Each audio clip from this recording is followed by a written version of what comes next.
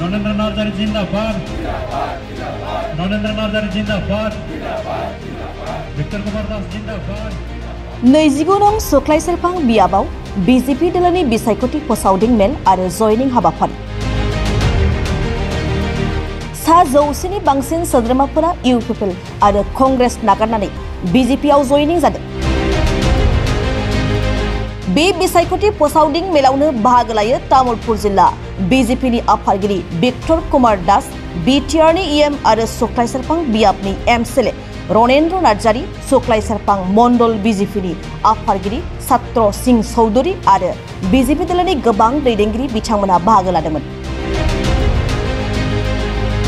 BJP दलोआव गोदानै जयनिं जानाय कंग्रेसनि गोख्रों मावथिफोरा फोरमायोदि सुख्लाय सेरफां बियाबाव एमसिएलए रनेन्द्र नार्जारीया रायजो राजाफोरनो गोबां खामानि मावना होनायखौ नुनानै बीजेपी दलोआव जयनिं जादों होननानै फोरमायो। आमार भारतीय जनता पार्टीर तामुलपुर जिलार प्रत्येकटो परिषदीय समष्टिर प्रत्येकखन गाँवत एनेकुवा धৰণৰ जयनिंग प्रोग्राम धाराबाहिकभाৱে चलि আছে। আজিৰ অলপ ব্যতিক্ৰমী কাৰ্যসূচীটো, কাৰণ যোৱাটো নিৰ্বাচনত এই অঞ্চলৰ দুটা বুথত আমি 100 ভোটো পোৱা নাছিলোঁ। আজি প্ৰায় 100তকৈ অধিক ব্যক্তি আমাৰ ভাৰতীয় জনতা পাৰ্টিত যোগদান কৰিছে। কোনো সাধাৰণ ব্যক্তিয়ে যোগদান কৰা নাই। কোনোবা ব্যক্তিয়ে কংগ্ৰেছ দলক নেতৃত্ব দি আছিল, কোনোবা ব্যক্তি এজনে ইউপিপিএল দলক নেতৃত্ব দি আছিল, কোনোবা এজন ব্যক্তিয়ে ৰাইজৰ দলক নেতৃত্ব দি আছিল। তেনেকুৱা ধৰণৰ নেতৃস্থানীয় ব্যক্তি বিভিন্ন ৰাজনৈতিক দলৰ আজি স্বতঃস্ফূৰ্তভাৱে ভাৰতীয় জনতা পাৰ্টিত যোগদান কৰিছে। গতিকে যি ভোট চেণ্টাৰ দুটাত যোৱাবাৰ আমাৰ শোচনীয়ভাৱে আমি পৰাজয় স্বীকাৰ কৰিবলগীয়া হৈছিল, আহি থকা নিৰ্বাচনত ইয়াত সকলোতকৈ শক্তিশালী ৰাজনৈতিক দল হিচাপে আমি ইয়াত প্ৰতিষ্ঠা লাভ কৰিবলৈ সক্ষম হ'ম। ইউপিপিএল দলৰ প্ৰথম প্ৰাৰ্থী তালিকাত ঘোষণা হোৱাৰ পিছতে তেওঁলোকৰ খহনি আৰম্ভ হৈছে।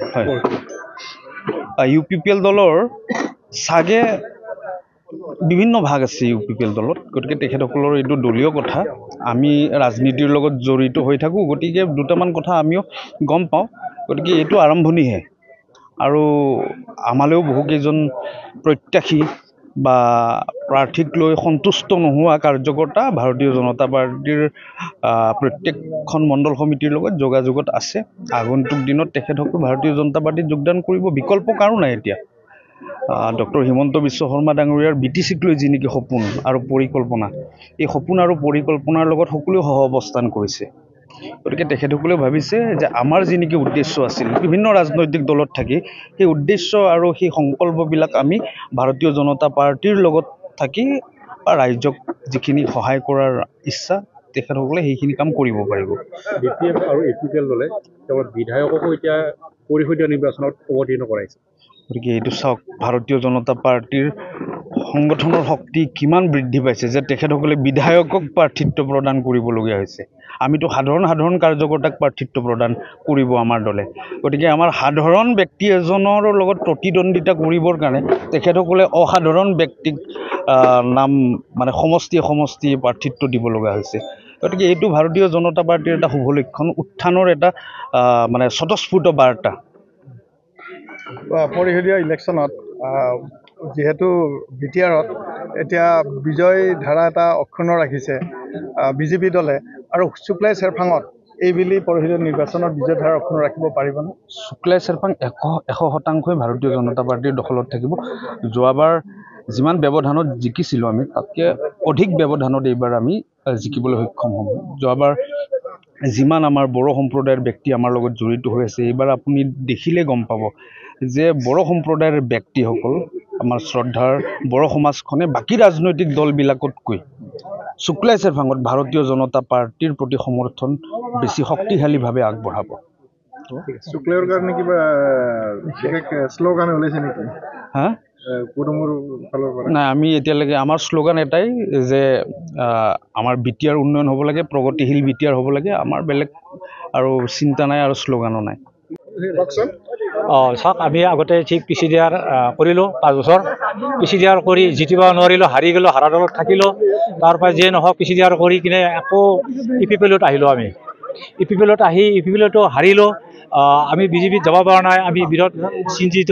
তাৰপৰা আমি যিটো আমি ৰাইজৰ দেখা পালোঁ, ৰাইজৰ মানে আমাৰ বিজেপিৰ দল কৰ্মী দল কাম কাজ ভাল আৰু যে কাম কাজ আমি ভাল পালোঁ যে ৰণেন ছাৰ যেনেকুৱা বন্ধু আছিলে আমি ভাবিছিলোঁ কাম নকৰে কামবিলাক ভাল দেখা পালোঁ যে পাৰ্কত বঢ়িয়া লাগিলে পাৰ্কত নাচালে মানুহে এবাৰ নাচালে নহয় সেই পাৰ্কটো কোনে বনাইছে বোলো ৰণেন ছাৰে বনাইছে কি সুন্দৰ সেইকাৰণে আমি ভাল লাগি ইপিপিএলৰ আমি যি যোৱা বেলি ইলেকশ্যন ইপিপিএলত আমি জয় হ'ব নোৱাৰিলোঁ এনাম কষ্ট কৰিলোঁ সেইকাৰণে আমি জিতা দলত আহিলোঁ আমি বিজেপি চৰকাৰ জইন কৰিলোঁ আমি ৰণেন ছাৰৰ লগত জইন কৰিলোঁ আৰু আজি আমাৰ এই একেজন মানুহ আৰু কেইজন হ'ল হেৰি হ'ল নেকি 22জন হ'ল নেকি হা 38জন মানুহে আজি নৰেন্দ্ৰৰ লগত আমি সমৰ্পণ কৰিলোঁ কৰি লৈ আমি এই গেৰুৱা কাপোৰ ড্ৰেছ পিন্ধিছোঁ ভাৰত মাতা কি ভাৰত মাতা কি নৰেন্দ্ৰ মোদী জিন্দাবাদ নৰেন্দ্ৰ মোদী জিন্দাবাদ মই প্ৰথমতে জন্মলগ্নৰ পৰা কংগ্ৰেছ আছিলোঁ গতিকে মই ভাৰতীয় জনতা পাৰ্টীৰ যিখিনি কাম কাজ সেইখিনি খুব ভাল দেখা পালোঁ গতিকে তেখেতৰ নীতি আদৰ্শখিনি ভাল আমাৰ হেমন্ত বিশ্ব ছাৰৰ যিখিনি কথা কয় সেইখিনি কথাৰ শলাগ ল'বলগীয়া কথা আৰু আমাৰ ৰণেন ছাৰে যিখিনি কাম কৰিছে সেইখিনিও শলাগ ল'বলগীয়া কথা গতিকে মই নীতি আদৰ্শখিনি ভাল পালোঁ আৰু আমাৰ কংগ্ৰেছ কি বোলে বিজেপি যিখিনি বন্ধু লগ পালোঁ তেখেতসকলৰ নীতি আদৰ্শখিনি ভাল পালোঁ সেয়েহে মই ৰাইজৰ কাম কাজখিনি সুন্দৰভাৱে আগবাঢ়ি যাওক বুলি পেলাই মই আজি কংগ্ৰেছ দল 4টা বজাত পদত্যাগ কৰিছোঁ কৰি কেনে আজি মই বিজেপিত যোগদান কৰিলোঁ